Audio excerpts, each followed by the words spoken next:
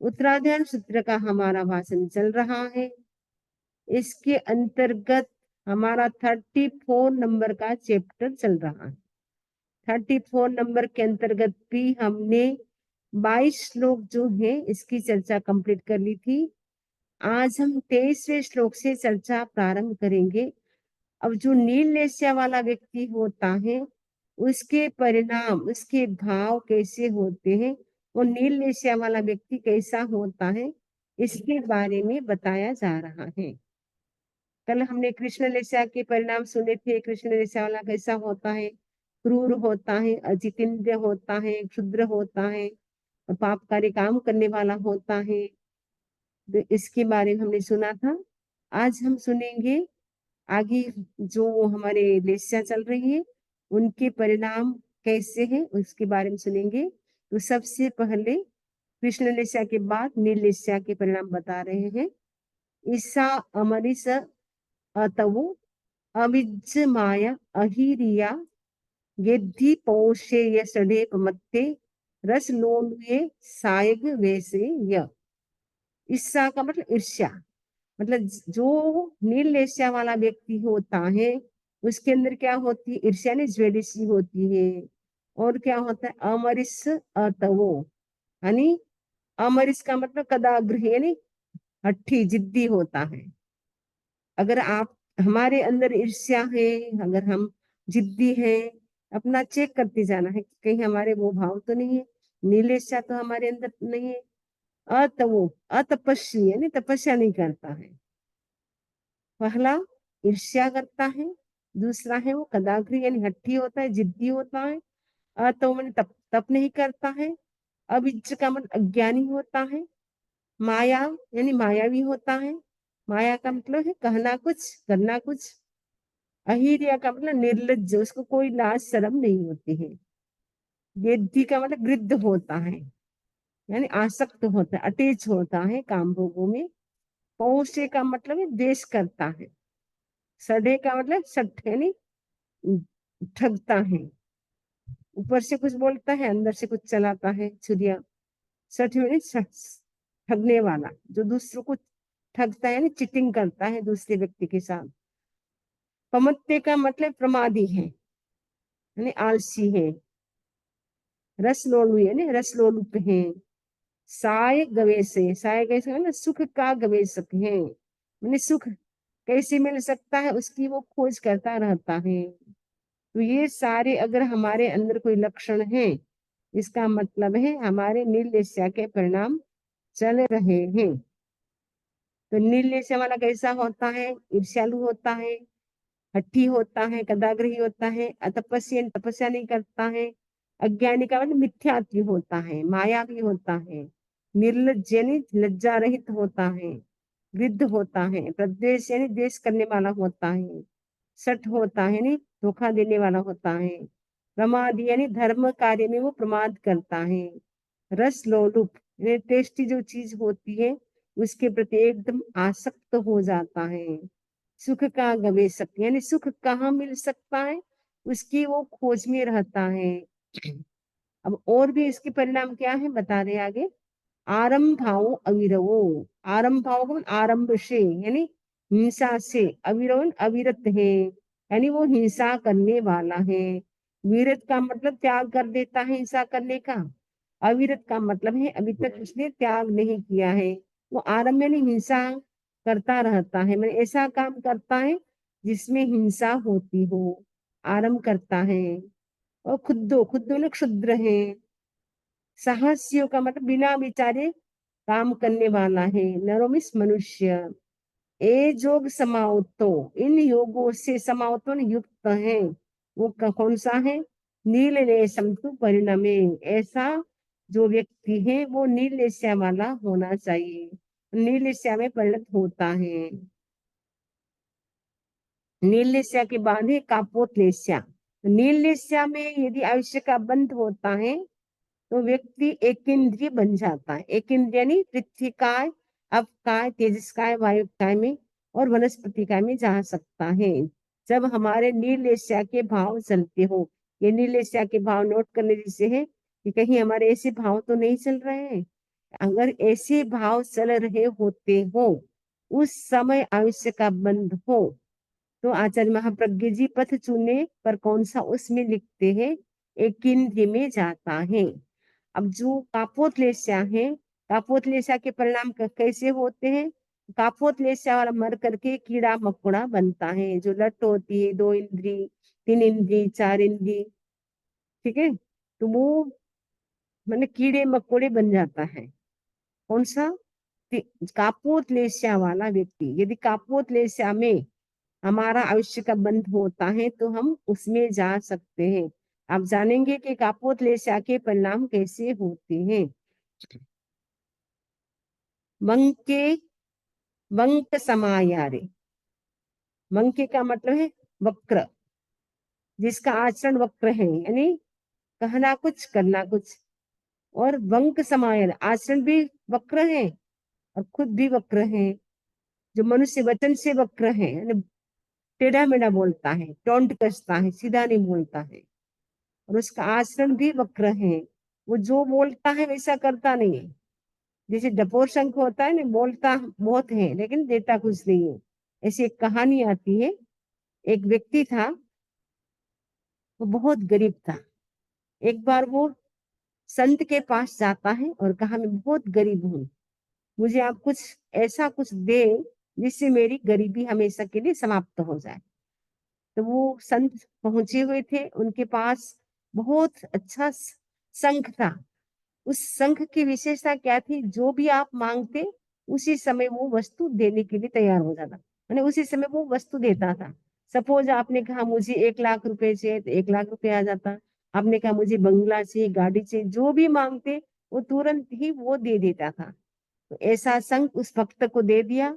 भक्त अब घर लेकर के आता है शंख को, शंख से मांग करता है, मुझे खाने के लिए रोटी चाहिए, मुझे सब्जी चाहिए, तो सब शंख उसी समय हाजिर कर देता। फिर कहता मुझे अब रहने के लिए बंगला भी बना दो, तो बंगला दे दिया। गाड़ी चाहिए तो गाड़ी, सब कुछ फैसिलिटी के साधन उसके घर में हो गए। एकदम गरीब था, जिसके पास रहने के लिए मकान नहीं था, खाने के लिए भोजन नहीं था, तो पहनने के लिए पूरे कपड़े भी नहीं थे, एकदम पुअर था। अब उसको शंख मिल गया, तो शंख मिलने से सारी जितनी भी फैसिलिटी चाहिए, उसने सारी की सारी फैसिलिटी के साधन मांग लिए। एक दिन क्या होता है, कुछ समय के बाद कोई दूसरे संत आते हैं उनके घर में। तो उस संत ने देखा, अरे कुछ साल पहले में आया था, एकदम पुअर था, आज इसके घर में इतना गाड़ी बंगला सब कुछ फैसिलिटी के साधन, ये कैसे? तो उस संत ने उसको पूछ लिया कि क्या बात है। उसने कहा, मुझे तो मेरे पे तो एक कोई बड़े संत आए थे, सन्यासी आए थे, उन बाबा की मेरे पे बड़ी कृपा हो गई, मुझे शंख दिया, शंख के प्रभाव से मैं जो भी मांग करता हूँ वो सब मुझे उसी समय मिल जाता है। उस जो वो संत आया था वो बड़ा वक्र था, अंदर उसका आचरण सही नहीं था, बिहेवियर सही नहीं था।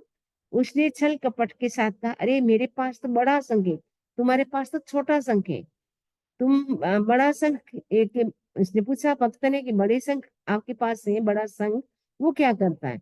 उसने कहा, दो तो ये एक चीज मांगोगे तो आपको 2 चीज देगा। तुम्हारा शंख तो जो मांगते हो उतना ही देता है, लेकिन ये शंख तो जितना मांगते हैं उससे दुगुना देता है। उसकी भी लालच आ गई, उतना सब कुछ मिल गया, फिर भी व्यक्ति को संतोष नहीं होता है। तो उसने सोचा, अरे ऐसी बात है, एक मांगते 2 चीजें मिलती है, तब तो ठीक है, मुझे आपका शंख चाहिए, लेकिन एक बार मैं इसका डेमो देखूंगा, वो कब देता है, कितना देता है, मेरे को देखना है। लेकिन नहीं, मेरे सामने नहीं देख सकते हो, आपको अलग से आपको खड़ा रहना पड़ेगा। मैं अकेला ही रहूंगा रूम में, तो आप बाहर से केवल सुन सकते हैं, लेकिन सामने नहीं रह सकते हैं। तो उस व्यक्ति ने क्या किया, संत ने, तो वो रूम बंद कर देता है और कहा कि 2 बजे का टाइम होता है, उस समय ये एक्टिवेट होता है शंख, उससे पहले वो एक्टिवेट नहीं होता है। तो 2 बजे, ठीक 2 बजे रूम बंद कर देता है और सन्यासी बाबा बोलते हैं, मुझे 1,000 रुपए चाहिए। शंख बोलता है, 1,000 क्या, 2,000 ले लो। ये भक्त बाहर से कान लगा करके सुन रहा है, ये रियल में ये तो जो संत ने कहा था एक नहीं, डबल चीजें देता है। उसने कहा, मुझे $1 लाख चाहिए। 1 लाख क्या, $2 लाख ले लो। ये ऐसे करके वो बहुत खुश हो जाता है भक्त। तो इसके पास शंख था, उससे उसको संतोष नहीं था, उसको बड़ा शंख लेने के लिए वो सन्यासी से निवेदन करता, आपका मुझे ये शंख बड़ा दे दो, ये मेरा शंख आप ले जाओ। अब संत तो वहां से चले जाते हैं शंख लेकर के। और उसके बाद ये जो 2 बजे का रात का समय होता है, जब एक्टिवेट होता है शंख 2 बजे, उस समय वो व्यक्ति इतना खुश होकर के वो मांगता है, मुझे 1 लाख रुपया चाहिए। उसने कहा 1 लाख क्या, 2 लाख ले लो। फिर वो बोलता मुझे 2 लाख से 2 लाख के 4 लाख ले लो। वो बोलता जा रहा लेकिन देता कुछ नहीं। तब भक्त बोलता, अरे मुझे आप बोलते हो, देते क्यों नहीं? उसने कहा, मैं डपोर शंकु में बोलता हूँ लेकिन देता कुछ नहीं। तो जो व्यक्ति मायावी होता है वो क्या करता है, बोलते कुछ है और करते कुछ है। वो बोलते हैं लेकिन देते नहीं है, डपोर संग जैसे होते हैं। तो जिसका आचरण वक्र होता है, माया करने वाला होता है, निर्णय का मतलब है माया करता है, अनुज्ञेय का मतलब है जो सरलता से रहते हैं। एक तो व्यक्ति सरल होता है, जैसा कहता है वैसा करता है। लेकिन जो कापोतलेशा वाला होता है वो सरल नहीं होता, उसका हृदय बड़ा कठोर होता है, वक्र होता है, माया छल से युक्त होता है, यानी सरल नहीं होता है, माया करता है, सरलता से रहित होता है। और पली उंच यानी अपने दोषों को छुपाता है, यानी कोई मिस्टेक हो जाती है उसको वो बताता नहीं है, वो छुपा देता है। हमें अगर मिस्टेक हमारी हो जाती है तो हमें क्या है, छुपानी नहीं चाहिए, उसको बता देना चाहिए कि मेरे से ये मिस्टेक हो गई। उससे क्या होती है, हमारी शुद्धि होती है, प्रायश्चित कर देते हैं तो हमारी शुद्धि होती है। अगर हम छुपाते जाते हैं, या तो आप छुपा सकते हैं लेकिन आगे कोई आपका पाप माफ नहीं होगा, वहां तो साफ साफ इंसाफ होगा, आपने ऐसे ऐसे किए थे पाप, इसका फल अब भोगो। इसीलिए हमें क्या करना है, जो भी मिस्टेक हो जाए उसको हमें शुद्ध करने के लिए प्रायश्चित करना चाहिए। तो बलि उन यानी जो छुपाता है दोषों को, ओ वही का मतलब छद्म का आचरण करता है, ऊपर से कुछ करता है अंदर से कुछ करता है। मिथ्य दृष्टि अनार्य, और जो मिथ्या दृष्टि है, अनार्य है, अगर ये परिणाम है, अगर हमारे अंदर, इसका मतलब है कापोतलेशा चल रही है, माया का भाव आ रहा है, या कहते कुछ है करते कुछ है, अपने दोषों को हम छुपाते हैं, या हमारा बिहेवियर कुछ अंदर से कुछ है बाहर से कुछ है, ऊपर से मीठी मीठी बातें करते हैं, अंदर से लगता है कोई सपोज घर में मेहमान आ जाता है, ऊपर से बड़ा मीठा बोलेंगे, अंदर से सोचते हैं कब जाए कब जाए। तो अगर हमारा बिहेवियर सही नहीं है, इसका मतलब है कापोतलेशा हमारी चल रही है। और कापोतलेशा वाला कैसा होता है, उपफालग यानी हंसोड़ है, हंसी मजाक करता रहता है दूसरों को उड़ाता रहता है। और कैसा होता है, दुष्ट वाई, दुष्ट यानी दुष्ट, वाई यानी वचन बोलने वाला, यानी दुष्ट वचन, सामने वाले व्यक्ति को ऐसे हर्ट हो वैसे उस शब्दों का प्रयोग करता है। टेढ़े या भी ये मच्छरी, टेढ़े का मतलब चोर है, यानी बिना पूछे किसी की वो चीजें चुरा लेता है। मच्छरी यानी मतलब मच्छरी का मत्सर है, ईर्ष्या भाव है।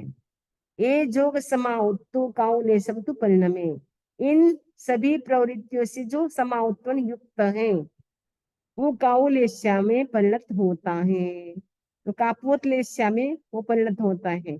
अगर हमारे अंदर ऐसे ऐसे गुण हैं, क्वालिटी अगर हमारी ऐसी है, इसका मतलब है कापोतलेशा चल रही है। इनमें से कोई भी भाव चल रहा हो, उस समय हमारा आयुष्य का बंध हो, हम श्योर कहाँ जाएंगे, कीड़े मकोड़े बन जाएंगे। तो हमें कीड़ा मकोड़ा नहीं बनना है, आसक्त नहीं होना है, छल कपट का आचरण भी हमारा नहीं होना चाहिए, इनसे हमें बचना है, उन योनियों में जाने से हमें बचना है। तो हम अपने आचरण को सुधारें। तो कैसा आचरण हमारा होना चाहिए, तो भगवान आगे बता रहे हैं कि क्योंकि ये प्रथम 3 लेशा तो अशुभ है, अशुभ लेशा में हमारा आयुष्य का बंध होता है, तो हम दुर्गति में जाते हैं। तो पहली जो कृष्ण लेशा थी उसमें मृत्यु हो तो नरक गति में, अगर क्रूर परिणाम हमारे होते हैं तो इसका मतलब है नरक गति का आयुष्य बंधेगा। जिस समय क्रूर परिणाम आए, तेज गुस्सा आए, उस समय आयुष्य का बंध हो तो नरक गति का हो सकता है। और वो नरक गति में जहाँ गया व्यक्ति तो मिनिमम तो 10,000 तो रहना ही पड़ेगा। कितना ही आप चाहो निकलना, लेकिन आप निकल नहीं सकते। मिनिमम मैक्सिमम तो 33 सागरोपम इसको बोलते, इतना लंबा काल वहां बिताना पड़ेगा। थोड़े से सुख के लिए हम कितनी कितनी हिंसा कर लेते हैं, फिर उसका रिजल्ट जब मिलता है तो रोने से भी नहीं छूटता है। और कापोतलेस्या नीललेस्या वाला कीड़ा मकोड़ा बन जाता है, नहीं नीललेस्या वाला स्थावर में चला जाता है। उत्तराधीन सूत्र का 10वां चैप्टर उसमें कहा है कि जीव यदि स्थावर में चला जाए, पृथ्वी काय अब काय तेजस काय वायु काय में चला जाए, असंख्यात अवसर पीढ़ी उत्सर पीढ़ी काल तक उसी में जन्म मरण करता रहता है। और वनस्पति में जीव चला जाए तो अनंत काल, न अंत इति अनंत काल, अनंत काल तक वहां रहना पड़ता है। फिर कब मनुष्य भाव मिलेगा, कब हम धर्म ध्यान करेंगे, कब हम अपनी आत्मा की शुद्धि करेंगे। अभी तो हमें मनुष्य भाव मिला है, जैन धर्म भी मिला है। अगर अभी भी हम आलस्य करेंगे, प्रमाद करेंगे, फिर कहाँ चले जाएंगे। इसलिए अभी हमें क्या है, अशुभ लेस्या से बच करके शुभ लेस्या में आना है। तो कापोत लेस्या वाला मर करके क्या बनता है, कीड़ा मकोड़ा बन जाता है। उसमें भी जीव चला गया तो संख्यात अवसर पीढ़ी उत्सर पीढ़ी काल, उसमें तो स्थावर में तो असंख्यात और अनंत काल। और जो बेंद्री तेंद्री चतुन्द्री बन जाता है, विकलेंद्री बन जाता है, वहां पर भी उनको नहीं संख्यात काल तक, संख्यात अवसर पीढ़ी उत्सर पीढ़ी काल तक उसी में जन्म उसी में मृत्यु होती है। तो कितना वहां से निकलना मुश्किल है। अब हमें मनुष्य भाव मिला है, हम मनुष्य कैसे बन सकते हैं, क्योंकि मनुष्य भी कंटिन्यू 7-8 बार बन सकते हैं। कैसा हमारा परिणाम होती है, कैसा हमारा बिहेवियर होता है जिससे हम मनुष्य वापस बन सकते हैं। इसमें बताया है नियाविति अचवले, जो नम्रता से वर्ताव करता है, यानी एकदम नम्र है, विनयवान है। गुजराती का नमे ते गमे, नमे ते बधाई ने गमे, जो अहंकार करे कोई नहीं ना गमे। तो जो तेजोलेस्या वाला व्यक्ति होता है, उसका परिणाम उसके भाव कैसे होते रहेंगे, एकदम नम्र होता, कोई होता उसके सामने वो झुक जाता है, बिल्कुल भी अहंकार नहीं करता, ईगो नहीं करता है, तो नम्र होता है। पहली बात, यदि हमारे अंदर विनय है, बड़ों के प्रति विनय भाव है, गुरुजनों के प्रति विनय भाव है, इसका मतलब है हमारा तेजोलेस्या वाला भाव है। अचवले, जो चंचल नहीं है, चप्पल नहीं है, यानी कई लोग तो बहुत चंचल होते हैं, स्थिर बिल्कुल भी ना बैठते हैं, उसका मन भी स्थिर नहीं होता है, तन भी स्थिर नहीं होता है।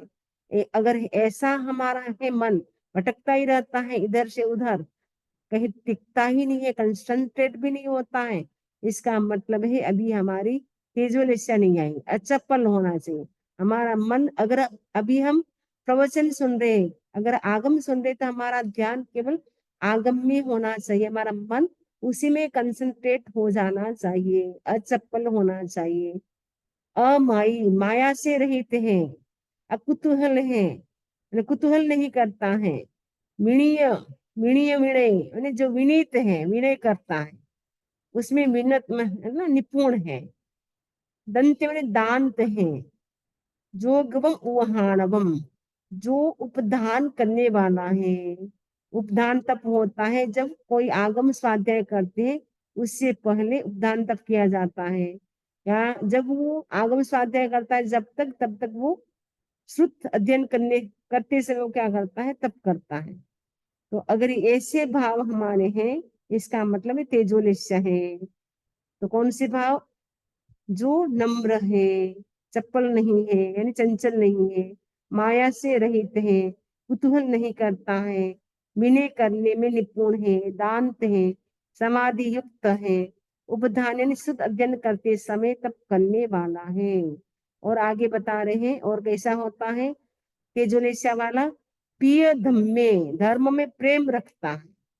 दृढ़ धम्मे, धर्म में दृढ़ रहता है, यानी धर्म दृढ़ रहता है, इसका मतलब है कि जो भी नियम लेता है, जो भी पचखान करता है, उसको वो दृढ़ता से उसका पालन करता है। ऐसा नहीं कि पचखान कर लिए फिर वापस भूल गए और उसको तोड़ दिया। जानबूझ करके भी कई लोग तोड़ देते हैं और कई लोग पचकान कर लेते, फिर याद नहीं रखते, फिर तोड़ देते हैं। तो वो जो दृढ़ धर्म होता है, जो भी नियम पचकान त्याग करता है, उसको दृढ़ता से उसका पालन करता है। अगर हमारे में इतनी दृढ़ता है, प्राण जाए लेकिन प्रण नहीं जाए। अरण्यक जो श्रावक था, आपने सुना होगा अरण्यक की कहानी। तो अरण्यक था, वो दृढ़ धर्मी था। एक बार वो अपने फ्रेंड्स सर्कल के साथ बोट में वो जा रहा था बिजनेस करने के लिए दूसरे गांव। पहले के जमाने बोट था, उस समय तो प्लेन थी नहीं। तो वो बोट से जा रहा था अपने फ्रेंड के साथ। अचानक एक देव, क्योंकि अरण्यक जो श्रावक था, उसकी दृढ़ता की प्रशंसा स्वर्ग में की गई थी। इस स्वर्ग में इंद्र महाराज ने कहा कि मनुष्य लोक में अरण्यक नाम का जो श्रावक इतना दृढ़ धर्मी है, उसको देव भी हिला नहीं सकती, विचलित नहीं कर सकते, चलित नहीं कर सकते। मिथ्यात्व देव होते, उनके मन में ईर्ष्या होती है कि ऐसा कोई हो सकता है। हम जाते उनका एग्जाम लेने के लिए, परीक्षा लेने के लिए, हम उसको डिगा करके आते हैं। तो वो जैसे समुद्र के बीचों बीच बोट आती है, उसी समय वो देव आता है और अरण्यक से कहा कि तुम बोलो, मेरा धर्म गलत है, मेरा जिन शासन गलत है, ऐसा बोलो तो मैं तुमको बचा सकता हूँ, अदरवाइज मैं समुद्र के बीच में आप फेंक दूंगा। अरण्यक ने कहा कुछ भी हो जाए, मेरा धर्म है वो सही है। मेरे महावीर ने जो कहा, भगवान ने जो कहा, तीर्थंकरों ने जो कहा, वो ही मेरा धर्म है। सर्वज्ञ ने जो कहा वही मेरा धर्म है। ये धर्म ऐसा नहीं है कि जब चाहे तब हम पहन ले, जब चाहे तब हम उतार ले, ऐसा ये कोई चोला नहीं है। ये बदल नहीं सकते। जो मेरा जो धर्म है वो सही है। तो कुछ भी हो जाए, मरने के लिए मंजूर हूँ, लेकिन मैं अपने धर्म को नहीं छोड़ूंगा, अपने धर्म को गलत नहीं बताऊंगा। तो सारे उनके साथी थे, वो सब बोलते कि अरे एक बार बोल दो, क्या फर्क पड़ता है, कम से कम बच तो जाएंगे। उसने कहा कुछ भी हो जाए, रनक ने कहा भले मरना पड़े, लेकिन मैं अपना धर्म को नहीं छोड़ूंगा। अपने जो जिन शासन मुझे मिला है उनको नहीं छोड़ूंगा, उसको गलत नहीं बताऊंगा। भगवान ने कहा वही सही है। इतनी परीक्षा होती है, परीक्षा में वो इतनी देर तक वो देवता करता रहता है, फिर भी देखा देवता अवधि क्या नहीं होती, अधिकांश देखा अभी तक उनके एक भी रोम में भी मन में नहीं आ रहा कि मैं अपने धर्म को छोड़ दूं, अपने धर्म को गलत कहूं। आखिर वो हार जाता है और अब वापस मूल रूप में प्रकट होता है और कहा इंद्र महाराज ने आपकी प्रशंसा की थी दृढ़ता की, जैसी दृढ़ता की प्रशंसा की थी वैसे ही आप निकले। वो खुश होकर के, हैप्पी होकर के वो देवता 2 कुंडल सोने के लेकर के चला जाता है। तो जो सम्यक जी होता है वो क्या होता है, दृढ़ धर्म होता है। हम तो क्या होते, गंगा गए गंगा दास, यमुना गए यमुना दास। मतलब मिर्जापुरी लोटा होता ना, इधर भी लुढ़कता है उधर भी लुढ़कता है। वैसे नहीं, दूसरे धर्म को देखा, अरे अरे ये धर्म तो बहुत अच्छा है, हमारा तो कुछ नहीं है। लेकिन हमारा जो जैन धर्म हमें जो मिला है, उसमें हमारा फेथ होना चाहिए, श्रद्धा होनी चाहिए, दृढ़ होनी चाहिए श्रद्धा। अगर दृढ़ श्रद्धा है देव गुरु धर्म के प्रति, अपने जिन शासन के प्रति, इसका मतलब है हमारी तेजोलेशा चल रही है। और तेजोलेशा वाला कैसा होता है, वज्र भीरु, पाप भीरु होता है, पाप से डरता है, वो निरंतर डरता रहता है पाप से, और किसी से नहीं डरता है, पाप से डरता है। मैं ऐसा कोई काम ना करूं जिससे पाप कर्म का ज्यादा बंधन हो जाए। मेरा काम कम हिंसा वाले चीजों से चल रहा है, तो मैं ज्यादा हिंसा क्यों करूं। सपोज आप सब्जी खाते हैं, अगर वो आप बटाटा जो पोटेटो होता है, उसकी अगर आप सब्जी बनाते हैं, एक पोटेटो बनाते हैं सब्जी, तो अनंत जीवों की हिंसा करते हैं। उसके स्थान पर अगर आप एक केला की सब्जी बनाते हैं, एक जीव की हिंसा होती है। हमारे स्वाद के लिए हम अनंत जीवों की हिंसा करें, हिंसा हो, वैसा भोजन हम क्यों करें। क्या हम कम हिस्सा वाले भोजन से काम नहीं चला सकते, क्योंकि ये शरीर को तो हमें रेंट देना है, क्योंकि ये हमारा अपना नहीं है। तो बिना भोजन ये शरीर टिक नहीं सकता है, शरीर को कुछ देना तो पड़ता है। लेकिन जिसमें कम हिस्सा हो वैसे हमें खाना खाना चाहिए। जमीकंद आप खाते हैं तो कितनी कितनी अनंत जीवों की हिंसा करते हैं। अनंत जीवों की हिंसा करके अगर हम खाते हैं तो कितने कितने पापों का हम बंधन करते हैं। खाते समय तो आपको अच्छा लगता है, लेकिन कहा जाता है उतरिया घाटी हुआ माटी, जीभ से नीचे उतरता है वो माटी बन जाता है, फिर तो उसका कोई वैल्यू नहीं।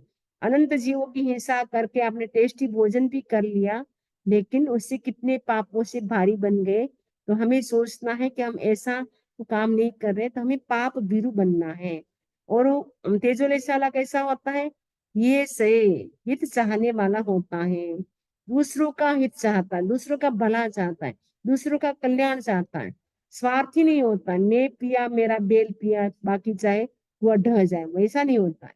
वो अपना भी हित चाहता है, तो दूसरे व्यक्ति का भी वो कल्याण चाहता है, मेरा भी कल्याण हो, मेरा भी हित हो, सामने वाले व्यक्ति का भी हित हो। निस्वार्थ भाव से वो दूसरों की सेवा करता है।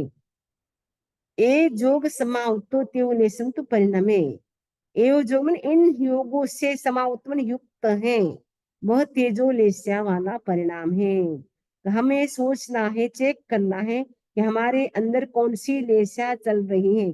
दिन भर में आप चेक करते जाए, 24 आवर्स में आप देखिए कि हमारी लेस्या कौन सी चल रही है।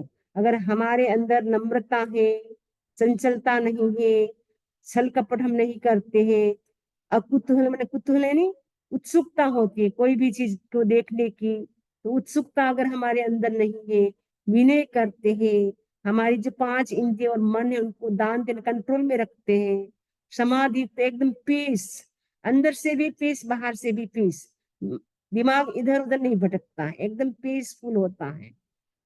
तो ऐसा अगर है, और उपदान करने वाला, हम अध्ययन करते समय, आगम स्वाध्याय करते समय आप अगर तप करते हैं तो वो भी अच्छा है। उस समय तप करने से क्या है, हमारा जो, सपोज आपको प्रतिक्रमण शुरू करना है, प्रतिक्रमण सीखे तो आप एक चीज, जब तक प्रतिक्रमण पूरा नहीं होगा तब तक मैं ये चीज नहीं खाऊंगी, या मैं रोज तब तक नौकाशी करूंगी, पोर्शी करूंगी, कुछ न कुछ मैं तप करती रहूंगी, या विघे वर्जन करूंगी। तो कुछ हम तब करते हैं तो उससे क्या होता है, हमारा जो भी हम स्वाध्याय शुरू करते हैं वो जल्दी पूरा होता है, जल्दी याद होता है। तो ये है हमारे तेजोलेस्या के परिणाम। तेजोलेस्या वाला व्यक्ति मृत्यु के पश्चात कहाँ जा सकता है, मनुष्य बन सकता है। तेजोलेस्या में आयुष्य का बंध होता है, तो हम मनुष्य बन सकते हैं। तेजोलेस्या के बाद आती है हमारी पद्मलेस्या। पद्मलेस्या का क्या परिणाम है, पद्मलेस्या वाला व्यक्ति कैसा होता है, पैणु कोह माणेय माया लोभे पैणुये वसंत चित्ते दंतप्पा जोगवम ऊहानवम। ये सारी बातें नोट करने जैसी है, क्योंकि नोट करेंगे तो हमें याद रहेगा कि हमारे कौन से परिणाम, कौन से भाव चल रहे हैं, तो तुरंत हम अपने भाव को चेंज कर सकते हैं, क्योंकि अपने हाथ में है बदलना भी। तो हम, अगर हमारे क्रूर मतलब अशुभ लेस्या के परिणाम है, तो हम तुरंत ही शुभ लेस्या में आ जाए, जब हमें पता हो तभी आ सकते हैं ना। उसके लिए आप नोट करते जाइए, बहुत ही अच्छा है, लेस्या का चैप्टर बहुत ही महत्वपूर्ण चैप्टर है। तो ये हमें केवल सुनने का नहीं, ये हमें अप्लाई करने का है, क्योंकि सुनने से लाभ जरूर होगा लेकिन उतना नहीं होगा, क्योंकि जब तक हम अप्लाई नहीं करेंगे। इसलिए अप्लाई करने के लिए हम इसको नोट करें, उसके साथ साथ हम अप्लाई भी करते जाए। अब पद्मलेस्या वाला व्यक्ति कैसे उनके भाव होते हैं, पैणु यानी प्रतनु यानी अल्प, बहुत कम, माइल्ड। क्या माइल्ड होता है उनके, कोह क्रोध, मान यानी मान, और ये का मतलब, और माया और लोभ पयणु ये प्रतनु होते हैं, यानी उनके जो कसाय हैं वो बहुत कम होते, माइल्ड होते हैं। क्रोध, मान, माया और लोभ एकदम माइल्ड होते हैं। हम खुद चेक करते जाए, क्या हमारा कसाय क्या माइल्ड है, क्रोध, मान, माया और लोभ, ये 4 कसाय क्या हमारा बहुत कम है। कोई हमें कुछ कहे, क्या हम गुस्से में आ जाते हैं, क्या हम ईगो कर लेते हैं, क्या हम माया का आचरण करते हैं, क्या लोभ का आचरण करते हैं। अगर हम ये नहीं करते हैं, बहुत कम है, क्योंकि अभी तक वीतराग नहीं बने, इसलिए पूर्ण रूप से तो वो खत्म नहीं होगा, लेकिन बहुत कम। जो संचरण कषाय होता है, एक तो होता है अनंतानुबंधी कषाय, एक होता है संज्वलन कषाय। एक्सट्रीम लेवल पे होता है अनंतानुबंधी कषाय, उस कसाय में तो व्यक्ति का आयुष्य बंधे तो नरक में ही जाता है। वो संस्मरण कसाय वाला व्यक्ति मृत्यु के बाद स्वर्ग में जाता है। तो ये पद्मलेस्या वाला भाव जिसमें होता है, जिसके कसाय अल्प होते हैं, बहुत कम होते हैं, तो वो मर करके देव बन सकता है। और उसके साथ साथ क्या होता है, वो व्यक्ति बसंत चित्ते, प्रशांत चित्त, जिसका चित्त एकदम शांत, जब भी देखो उसकी मुद्रा शांत होती है। दंतप्पा, दांत होता है, यानी 5 इंद्रिय मन को वो कंट्रोल में रखता है। जोगवम ऊहाणवम, और इन योगों से वो क्या होता है, युक्त होता है, दान करता है। तहा पैणु वाह्य ऊशंति जी इंद्रिय, ये जोग समा उत्तो पम्महले सत्तु परिणमे। इसी प्रकार पैणु वायु यानी बहुत कम बोलता, अत्यल्प, यानी जितना जरूरत है उतना ही बोलता है। गुजरात में जोता पुरतु बोले, जितना चाहिए, जितनी जरूरत है उतना बोलता, अनावश्यक नहीं बोलता है।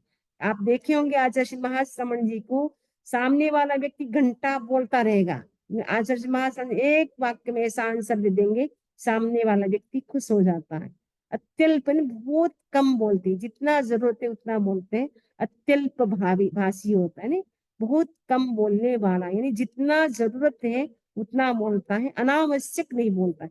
कई लोग होते अनावश्यक बोलते रहते हैं। ज्यादा बोलने से हमारी एनर्जी भी वेस्ट होती है। इसीलिए जो पद्मलेस्या वाला व्यक्ति होता है वो बहुत कम बोलता है, यानी आवश्यक बोलता है, अनावश्यक नहीं बोलता है। और दूसरी बात, उशंते, शांत है, एकदम शांत है, इसके कषाय पूर्ण रूप से शांत है। जीन्द्रिय ने जितेंद्रिय है, जो जितेंद्रिय ने 5 इंद्रिय मन को वो वश में करने वाला, कंट्रोल में करने वाला है। ए जोग समा उत्तो पम्मले समतु परिणमे, ये किसका परिणाम है, पौम है, पम्म का मतलब पद्मलेस्या का। पद्मलेस्या वाला व्यक्ति होता है, इनके परिणाम ऐसे होते हैं। तो हमें ये बहुत ही अच्छी बातें हैं, नोट करने जैसी है। क्रोध, मान, माया, लोभ जिसके शांत होते हैं, अल्प होते हैं, यानी बहुत कम होते हैं, माइल्ड होते हैं, जिनका चित्त शांत होता है, जो समाधि युक्त होता है, बहुत कम बोलता है, जितेंद्रिय होता है, ये सारी बातें अगर हमारे अंदर है तो हमारी पद्मलेस्या चल रही है। तो दिन में हमारी पद्मलेस्या भी चल सकती है, 24 आवर्स एक लेस्या नहीं रहती है, अंतर मुहूर्त में वो बदलती रहती है। और आयुष्य का बंध कब हो पता नहीं, इसीलिए हमें शुभ लेस्याओं में रहना है। जो शुभ लेस्या में हम रहते हैं तो श्योर हमारा आयुष्य का बंध भी अच्छी गति में होता है। अब नेक्स्ट शुक्ल लेस्या का है, लेकिन अभी हमारा टाइम पूरा हो रहा है, क्योंकि नेक्स्ट आपके लिए आज क्लास है। अभी हम यही स्टॉप करते हैं। आगे इससे संबंधित कोई भी प्रश्न हो तो पूछ सकते हैं। ओम अरहम, ओम अरहम। हाँ, अनम्यूट करती हूँ, अब पूछ सकते शिल्पा जी। हाँ, वंदना में सही समड़ी जी। वंदना में उसमें वो आया दांत है, दांत, उसका मीनिंग क्या हुआ? दांत का मतलब है दमन करने वाला, यानी 5 इंद्रिय मन है उनको कंट्रोल में करने वाला। आए समझ में? हाँ हाँ, वंदना में। और दूसरा वो बोल रहे तेजोलेसिया, राइट? यस, तेजोलेसिया तो वही तेजोलेसिया जो भगवान के ऊपर वो छोड़ी थी। हाँ, वो उसमें वो डिफरेंस है कुछ? तेजो लब्धि होती है तो, ओके। ठीक है। तेजोलेस्य से क्या, वो तेजोलब्धि क्या करते हैं, उसमें साधना करके ऐसी वो शक्ति प्रकट कर लेते हैं कि वो दूसरों को, मतलब दूसरों को मार भी सकते हैं, दूसरों पे अनुग्रह भी कर सकते हैं। एक शीतलेस्या होती है, एक तेजोलेस्या होती है। ये तेजसलेस्या है, तो ये लेस्या अलग है और वो लब्धि अलग है। ओके वंदना में। ठीक है, मंगल पाठ।